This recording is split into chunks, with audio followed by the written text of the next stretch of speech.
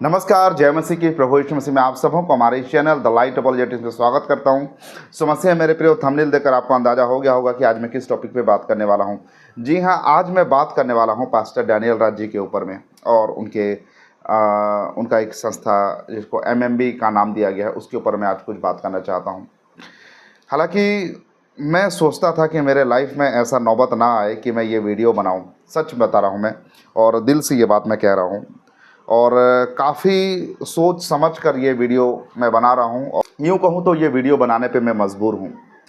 हमारे एक भाई है जिनका नाम रुसु अभिषेक है, और वो एमएमबी के एक सदस्य थे जिनको एमएमबी से निकाल दिया गया। पास्टर डैनियल राज जी के वहाँ पर जाकर उन्होंने ट्रेनिंग लिया हुआ था, वो सीखे थे और वो एमएमबी से जुड़ के अपनी सेवकाई व्यक्तिगत रीति से करते थे। तो उनको अभी एमएमबी के तरफ से निकाल दिया गया है। वजह क्या है? वजह केवल इतना है कि भाई ने सवाल किया। क्यों सवाल किया? कि जो हनोक की पुस्तक को लेकर इस समय एमएमबी के लोग और पास्टर डैनियल राज वो सिखा रहे हैं कि जो हनोक की पुस्तक को बाइबिल में जोड़ना चाहिए या फिर वो भी बाइबिल का एक हिस्सा है। तो उन्होंने कुछ सवाल किया जिसके वजह से उनको एमएमबी से निकाल दिया गया। हद हो गई। कोई एक सवाल करेगा तो आप उसको निकाल देंगे, ये कहाँ का न्याय है? मतलब यहाँ पर आपका तानाशाही को आप यहाँ पर दिखा रहे हैं। हम कुछ भी बोलें आपको मानना ही पड़ेगा, हम जो भी बोलें आपको सुनना ही पड़ेगा, आपको वही करना पड़ेगा जो हम चाहते हैं। तो ये तानाशाही नहीं है तो और क्या है? मुझे बहुत दुख लग रहा है ये बात कहते हुए कि एमएमबी को मैं पहले सपोर्ट करता था, लेकिन वैसे तो मैं एमएमबी के साथ जुड़ा हुआ नहीं था, उनके संस्था के साथ जुड़ा हुआ नहीं था, लेकिन जो सही शिक्षा देता है मैं उसका सपोर्ट करता हूँ। और एमएमबी के साथ में मतलब एमएमबी को मैं सपोर्ट करता था और पास्टर डैनियल राज की शिक्षाओं को मैं समर्थन करता था, क्योंकि वो सही सिखाते थे कुछ हद तक। लेकिन अभी जो है वो सारे हदें पार कर चुके हैं। सारे हदें पार कर चुके का मतलब आप सभी लोगों को मालूम है। बड़ा हाईलाइट चल रहा है ये विषय इस समय कि हनोक की पुस्तक जो कि टोटली शैतानी है, बाइबिल के बिल्कुल खिलाफ है। हनोक की पुस्तक की शिक्षाएं और बाइबिल की शिक्षाओं में बहुत मतभेद है। और जिसको कि पास्टर डैनियल राज, सॉरी मुझे पास्टर कहते हुए भी थोड़ा दुख लग रहा है इस बात को, क्योंकि पास्टर सेवक वही होता है जो परमेश्वर के वचन के आधार पे वो प्रचार करता है, उसका जीवन शैली उसके आधार पे होता है। तो डैनियल राज जी ने हनोक की पुस्तक को वो बाइबिल के साथ में जोड़ रहे हैं, बाइबिल का हिस्सा मान रहे हैं, और उनका कहना यह है कि अगर कोई मानता है कि 66 किताब ही बाइबल है तो वो गलत है। तो इतना मूर्खता वाला शिक्षा देना ये कहाँ तक अच्छा लगता है? पास्टर डैनियल राज जी ने चैलेंज किया था, मतलब आओ डिबेट करने के लिए। तो जब डिबेट करने के लिए लोग आ रहे हैं उस समय बहुत सारे कंडीशन उन्होंने रखा है, जो कि ये कंडीशन बिल्कुल भी ठीक नहीं है। इन सभी कंडीशन में से एक कंडीशन को मैं इस समय थोड़ा सा उसके बारे में मैं बात करना चाहता हूँ, जो कि मुझे बहुत ख़राब लगा वो बात। एक कंडीशन इनका ये था कि 80% बाइबल जानना चाहिए।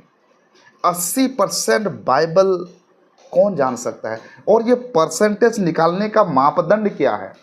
कैसे कैलकुलेट आप कर लेते हैं कि एक व्यक्ति कितना परसेंट बाइबल जानता है?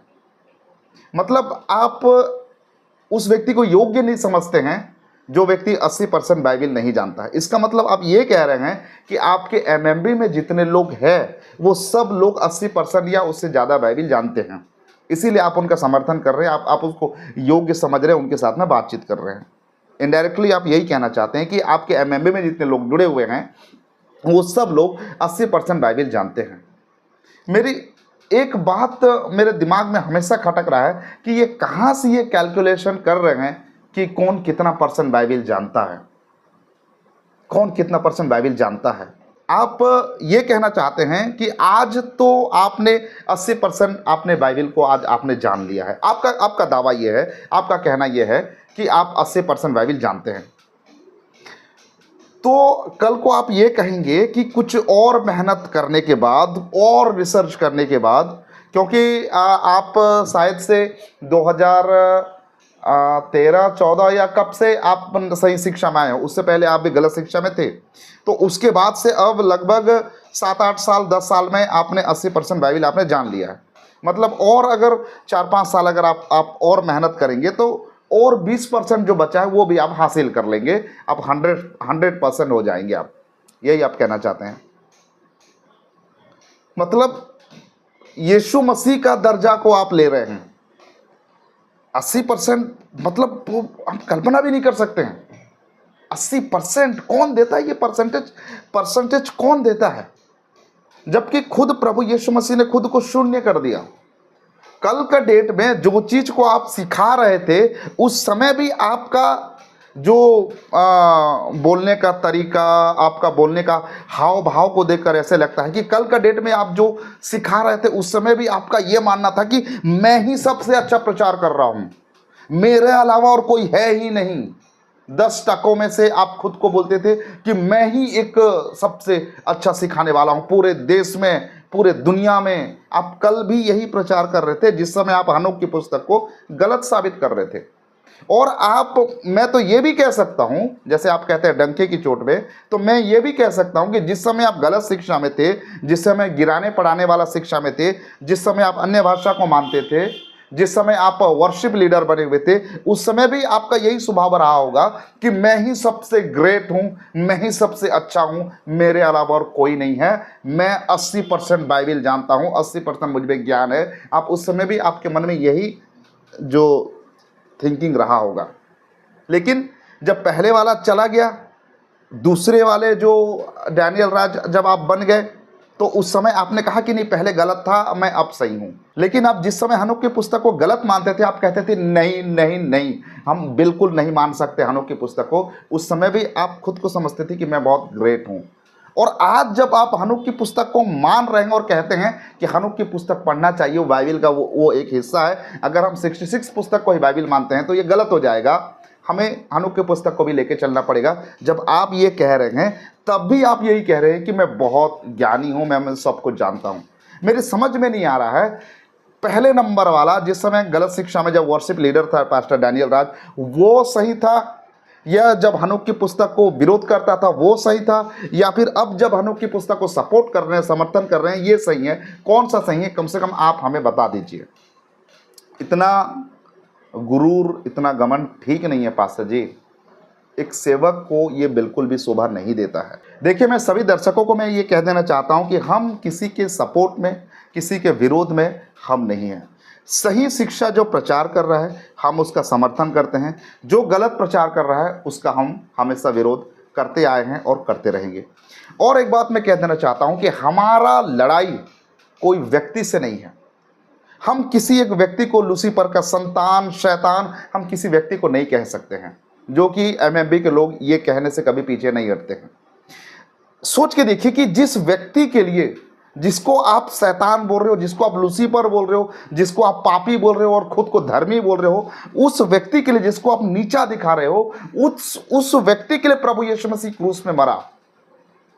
उस व्यक्ति के लिए प्रभु यीशु मसीह ने क्रूस पे अपना जान दे दिया और उसको क्षमा कर दिया और कहा ये नहीं जानते कि ये क्या कर रहे हैं। भला वो व्यक्ति को आप कैसे शैतान बोल सकते हैं?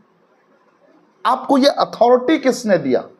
आपको ये अधिकार किसने दिया कि आप उसे शैतान बोलोगे? शैतान मतलब मालूम है? शैतान का मन फिराव होना अनहोना है, इम्पॉसिबल है। शैतान कभी मन नहीं फिरा सकता। शैतान कभी अनंत काल के जीवन में प्रवेश नहीं कर सकता, चाहे वो जितना भी कोशिश करे।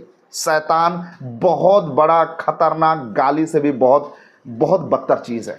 किसी व्यक्ति को शैतान कह देना, लूसीफर का बच्चा कह देना। जिस व्यक्ति को यीशु चाहता है कि वो उद्धार प्राप्त करे, आप उसके लिए ठोकर का कारण बन रहे हो। जरा सोच कर देखो कि आप किस मोड़ पे इस समय खड़े हो। आप खुद को सही साबित करने के लिए, अपने गुरूर, अपने घमंड को सही साबित करने के लिए परमेश्वर के वचनों के साथ किस तरीके से आप खिलवाड़ कर रहे हैं। क्या जिस व्यक्ति के पास पे नॉलेज नहीं है, ज्ञान नहीं है, अगर आप खुद को कहते हैं कि मैं बहुत बड़ा ज्ञानी हूं, तो क्या वो व्यक्ति आपको सवाल नहीं कर सकता? आपके साथ वार्तालाप नहीं कर सकता? आपके साथ डिबेट नहीं कर सकता? अगर आप मानते हैं कि मैं बहुत बड़े ज्ञानी हूं, तो उन अज्ञानी को, जो लोग इस बात को लेकर आवाज उठा रहे हैं कि ये नहीं होना चाहिए, उनको आप सिखा दीजिए, समझा दीजिए उनको कि क्या सही है, क्या गलत है। अगर आप उतना ही ज्ञानी हो तो क्यों बेवजह का कंडीशन रख के आप चीजों से भागने का प्रयास कर रहे हैं? यह बिल्कुल अच्छा नहीं लगा मुझे, बहुत दुख लगा मुझे इस बात का। मैं बहुत कोशिश कर रहा था कि मैं वीडियो ना बनाऊं, लेकिन लिमिट क्रॉस हो गया। जब रुसु भाई को आपने अपने टीम से निकाल दिया, जबकि रुसु भाई एक बहुत ईमानदार इंसान है, मुझे ये मालूम है अच्छे से। मैं व्यक्तिगत रीति से उनसे बात करता हूँ, उनका बातचीत को मैं जानता हूँ। बहुत ईमानदारी से पिछले दिनों रुसु भाई जो है एमएमबी की तरफ वो एमएमबी की ओर से वो काम करते थे, शिक्षाओं को प्रचार करते थे, लेकिन उनके अंदर सबसे बड़ी ईमानदारी यह है कि वो आंख बंद करके कोई चीज़ को नहीं मानते थे। जो गलत है तो वो गलत है, और ये चीज़ एमएमबी के लोगों के अंदर में होना चाहिए। जो इस समय जो लोग जुड़े हुए हैं, बहुत सारे लोग जिनको पता चला वो सवाल उठाए, जिनको कि निकाल दिया गया। बहुत दुख की बात है, जो सवाल उठाएगा आप उसको निकाल देंगे, बिल्कुल ठीक नहीं है। अब मुझे पता नहीं कि आप मुझे कौन सा नाम दे देंगे। वैसे तो बहुत सारे लोग आपके एमएमबी के लोग आपका मेरा भी वो लोग नामकरण कर रहे हैं, बहुत माहिर है ये लोग नामकरण करने में। खैर मुझे इस बात पे कोई फ़र्क नहीं पड़ता है, लेकिन जो मामला चल रहा है उसको गंभीरता से देखना जानना बहुत ज़रूरी है। सो मसीह है मेरे प्रियो, आप सभी लोग वचन को देखिए, बाइबल को देखिए, बिब्लिकली आप लोग चीज़ों को देखिए, क्या सही है और क्या गलत है। एक तरफा किसी चीज़ों को देखना ये बिल्कुल भी ठीक नहीं है। और मैं आगे क्या कहूँ, मुझे दुख है इस बात का कि मैं ये वीडियो बना रहा हूँ, क्योंकि मैं कभी भी नहीं चाहता था कि मैं ऐसा एक वीडियो बनाऊँ और आप लोगों के सामने मैं चीज़ों को रखूँ, लेकिन मजबूरन मुझे ये वीडियो बनाना पड़ रहा है। तो अपने शब्दों को यहाँ विराम देता हूँ। तो मिलते हैं अगले और एक नए वीडियो के साथ। तब तक के प्रभु आप सबका आशीर्वाद प्रदान करें। आप सबको नमस्कार, जय मसीह की, praise the Lord, God bless you.